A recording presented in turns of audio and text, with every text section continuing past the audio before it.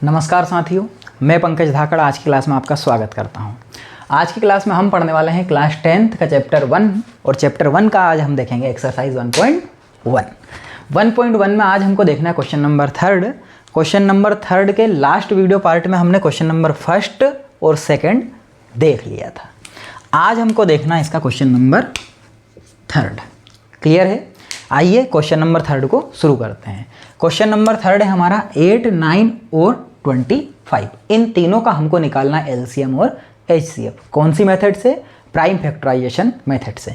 तो हम यहाँ पर लिखेंगे सॉल्यूशन और सॉल्यूशन के बाद लिख लेंगे बाय प्राइम फैक्टराइजेशन मेथड। ठीक, कौन सी मेथड? Prime factorization method. और उसके बाद हम इन तीनों के फैक्टर निकालेंगे। तो यहाँ पर लिखेंगे हम फैक्टर ऑफ 8, फिर सेकंड नंबर है हमारा 9 तो लिखेंगे फैक्टर ऑफ 9 और थर्ड नंबर है 25 तो लिखेंगे फैक्टर ऑफ 25। ठीक है, तीनों को लाइन वाइज लिख लेंगे। अब इन तीनों के फैक्टर चाहिए तो फैक्टर एक तरफ निकाल लेते हैं। पहला नंबर है हमारा 8, दूसरा है हमारा 9 और तीसरा है हमारा 25। ठीक, 8 में 2 का डिवाइड जाएगा, बिल्कुल श्योर। तो यहाँ पर ले लेंगे हम 2, 2 4 जा 8, फिर अगेन 2 का 2 2 जा और फिर अगेन 2 का 2 1 जा। ठीक, अगला नंबर है 9। क्या 9 में 2 का डिवाइड जाएगा? नहीं। तो अगला 9 के बाद 9 में 2 का डिवाइड नहीं जाएगा तो नेक्स्ट नंबर क्या है हमारा 3। तो क्या नंबर लेंगे हम यहाँ पर 3, 3 3 जा 9 और 3 1 जा 3।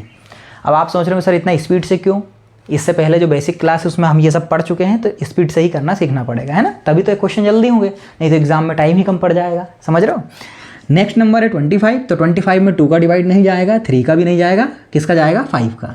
तो ले लेंगे 5 5 जा 25 और 5 1 जा 5। अब फैक्टराइजेशन हमने सीखा इसलिए स्पीड से बता रहा हूँ, नहीं तो उसे भी आसानी से बताते, आराम से धीरे धीरे, है ना? अब फैक्टराइजेशन हो गया हमारा। क्या करना है? प्राइम फैक्टराइजेशन मेथड लिख लिया, फैक्टर ऑफ 8, फैक्टर ऑफ 9 और फैक्टर ऑफ 25 भी लिख लिया। 8 के फैक्टर क्या आए हैं? 2 2 2, तो लिख लेंगे यहाँ पर 2 2 2।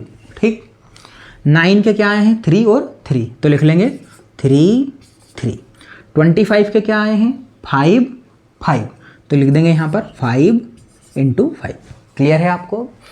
अब हमको लिखना है देयरफॉर एचसीएफ। पहले क्या निकालेंगे? एचसीएफ। तो लिखेंगे एचसीएफ ऑफ किस किस का? 8 9 और 25। तो लिखेंगे एचसीएफ ऑफ 8 9 एंड 25। क्या सीखा हमने एचसीएफ निकालते समय? कि जिसके कम फैक्टर हो उससे शुरू करो। तो यहाँ पर 3 है, यहाँ 2, यहाँ 2, तो हम नीचे से 2 से ही शुरू करते हैं। मतलब सबसे कम 2 है तो दोनों में से किसी से भी कर लेते, तो इससे करते हैं। नीचे है हमारा 5। क्या ऊपर किसी में भी 5 है? तो एक तो छोड़ो, दोनों में ही 5 नहीं है, तो पेयर तो मिलना ही नहीं है, संभव ही नहीं है।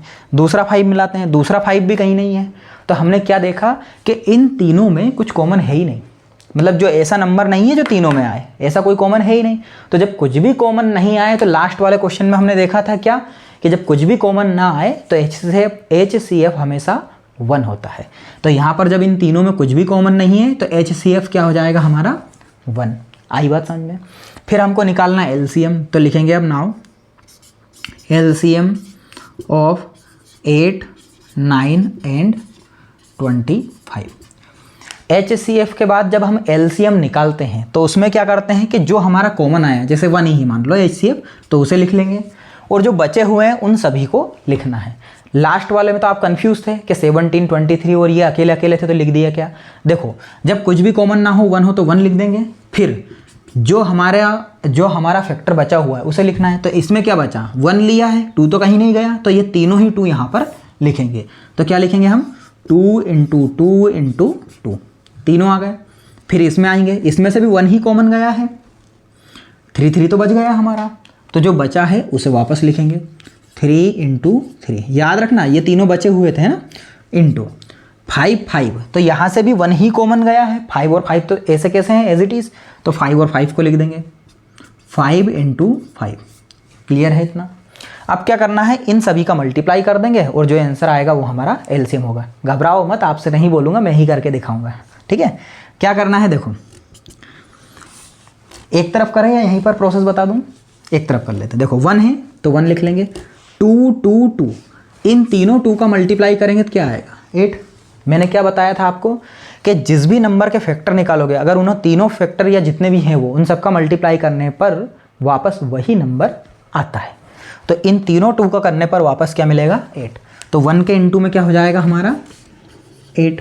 ठीक, फिर 3 और 3 है तो 3 3 जा 9, फिर 5 और 5 है तो 5 5 जा 25। यहाँ तक क्लियर है? अब देखो अगर मैं 8 का मल्टीप्लाई 1 में करूँ तो 8 1 जा क्या आ जाएगा? 8। तो क्या इस 1 का मल्टीप्लाई करने से कोई चेंज हुआ? तो मैं इसे यहीं पर मिटा देता हूँ, मतलब 8 1 जा 8 खत्म। अब आप चाहो तो 8 का 9 में कर लो, या फिर 25 का 9 में कर लो, या फिर चाहो तो 25 का 8 में कर लो। किसी का भी किसी में करके बाद में मल्टीप्लाई कर सकते हैं, इससे कोई इशू नहीं होगा। पर हम देखेंगे कि हमारे लिए आसान क्या है, जो हमारे लिए ईजी पड़ेगा ना हम उसे ही मल्टीप्लाई करेंगे। तो हम देखते हैं कि अगर हम 8 9 जा 72 करें और 72 का 25 में करें तो बहुत डिफिकल्ट हो जाएगा, या फिर 25 का 9 में करें तो 225 आएगा और फिर 8 में करें तो और डिफिकल्ट होगा।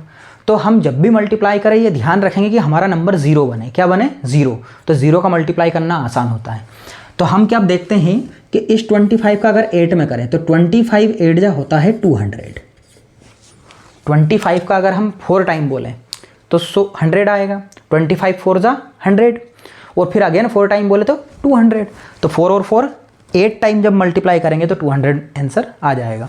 फिर बचा क्या हमारा? 9।